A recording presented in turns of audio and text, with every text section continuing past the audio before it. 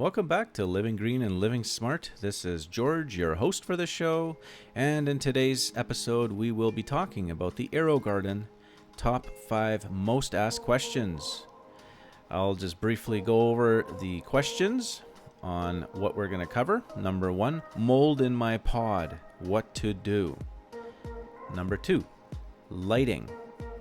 Should I have it on or off? Number 3, using other plant foods. Number 4, seeds not growing. And number 5, water and pH.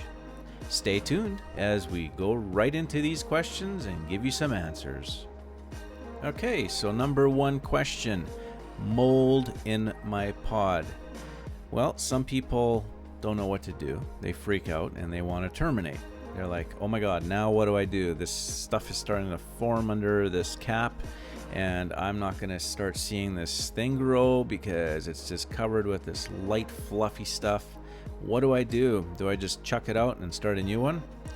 Well, I've had this happen once or twice for me, and what I did was, because I live in the city, it's chlorinated water and it's treated, neutral pH, not well water. I just gently ran it under cool water to wash the fungus or the mold out of the top of the AeroGarden's pod. And then I put it back into the AeroGarden without the lid for a day, and that always worked. So that's something that I do see posted online a lot. Mold in my pod, what do you do? Help. Well, that's one option you can try. The other option is to take the lid off and take away the environment fungus and mold loves, which is a lot of moisture, and hopefully that will just help your plant start to thrive once it starts to grow. I have heard online, or have read I should say, that some people have lost their plant to this. So I think it's just a matter of how it's done and how you're going to treat the problem. But yeah, it's easy to just pull it out and plant another one in there, but do you really want to have that difference in size when you do have the other couple of AeroGarden pods growing because they've already germinated, and then you're putting a whole new seed with a whole new pod back into the system? You're going to have a very small plant compared to bigger ones. So you'll have to really control your growth rate and make sure the older plants don't shade the new one. So that should answer number 1. Number 2, lighting. The on and off button in the front. A lot of people are wondering, well, how come my AeroGarden is on at nighttime but not during the day when I want to enjoy it and look at it? Well, when you start up an AeroGarden, the clock starts from that moment.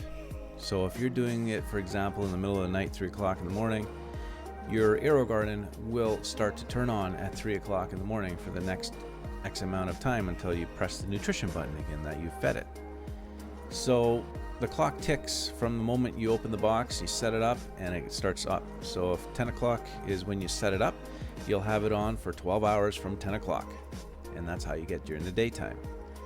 So some people are a little confused with this, and they end up hitting the on button during the day so they can enjoy it. And it adds too much light. So the photosynthesis on the plant is going to be a little bit whacked because it's used to a certain amount of hours and a certain amount of hours at nighttime as well. So it has to have a day and night setting.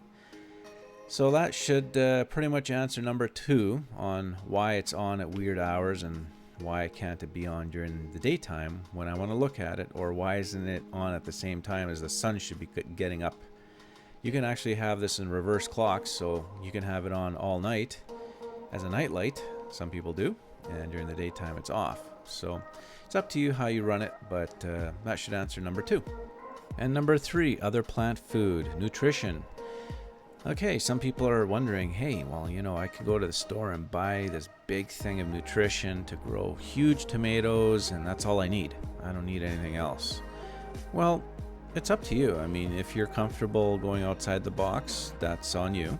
The AeroGarden is programmed and has everything built in based on exact timing, and it's a no-fail system, so it's meant for anybody that wants to grow tomatoes at home or herbs on the kitchen counter and be reminded by a light, oh, it's time to add a cap full of nutrition. Oh, you got to add water. And don't worry about the lighting because I got that all. I'll turn the lighting on and off when it needs to be, and you just do the other two. But there's some people that want to get a little bit brave and say, hey, you know what? I'm going to try the other nutrition and see if that's going to work. And I've used it before with other hydroponic applications and I'm very comfortable. Well, hey, then do it. If you're comfortable with that, go for it. But the most of us here are all rookies and want to have a system where, you know, the AeroGarden's going to do most of the work in reminding, and we don't want to be calculating too much. We just want to dump a cap in there or two, whatever system size you have, and walk away from it and let it do its thing, and occasionally add water if we need to.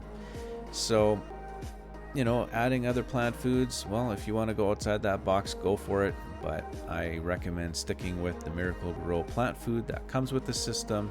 And that's basically number 3. Hopefully I answered that. If there's anything else you guys recommend or have tried to, you know, educate other individuals, please comment. Let us know. We're quite interested because I've never really experimented outside number 3 with other nutrition. And if you guys have it down to science, well, why not? Share it. Number 4, seeds not growing. Well, this is an area that's quite tacky because you just don't know what might contribute to it not growing. But let's cover a couple of things here that could be the contributing factor, and hopefully it helps. So seeds not growing could be because of temperature related circumstances. So if you have your AeroGarden in a completely cool room, let's say it's winter, it's really cool in that room, expect your seeds not to germinate. Okay, but if you take that entire AeroGarden and you put it into the kitchen, for example, in the kitchen you will have higher temperatures and you might see quite the reverse, and you'll see it germinate. So I recommend putting the AeroGarden unit at least into a warmer area until it sprouts or germinates, and then you start to see the plants coming up, and then you can experiment to see if the plant continues to grow in a cooler room, but you don't want it too cool in the environment. And so that's number 1 on the seeds not growing. Number 2 is, what kind of water did you stick into your reservoir? I usually use chlorinated tap water because I know after 24 hours the chlorine completely goes away on a new startup only, and it doesn't really affect the seeds at all. So some people will use reverse osmosis water, which is probably the best and the number 1 pick out of the hat, but highly not recommended is using well water because it's full of stuff that you can't really control. So seeds not growing, those are the basics that I would look out for. If your seeds are not growing and you did use reverse osmosis or good water, then I would give AeroGarden a call and let them know, hey, you know, I got 1 sprouted out of the 6, or, you know, half of it only came out and the other I'm still looking at it. Then they'll help you out. Also make sure the sponge within the AeroGarden itself is moist all the way up to the top, because sometimes what happens is the AeroGarden sponges float and they don't fully absorb the water in the AeroGarden's pod, and you'll never grow anything if that's the case. So make sure that your sponge is all the way down in the pod, as low as it goes when you pull it out, because that's an indicator, if it isn't, that your sponge on top is dry, and that's why your seeds are not germinating, because it hasn't even touched water. And I've also done a video on the pod fail that goes into detail talking about the sponge not absorbing, with illustrated pictures on this problem. So hopefully number 4 helps, and if you guys have anything else that you can share in the community on why your seeds have not grown and what you've done to make it work, please share so we all get educated. And number 5, water and pH. Well, we've covered a little bit of the water in number 4. And in number 4, I discussed the top 2 picks out of the hat for water quality and water to use. Let's start with number 1 pick out of the hat, which would be reverse osmosis water.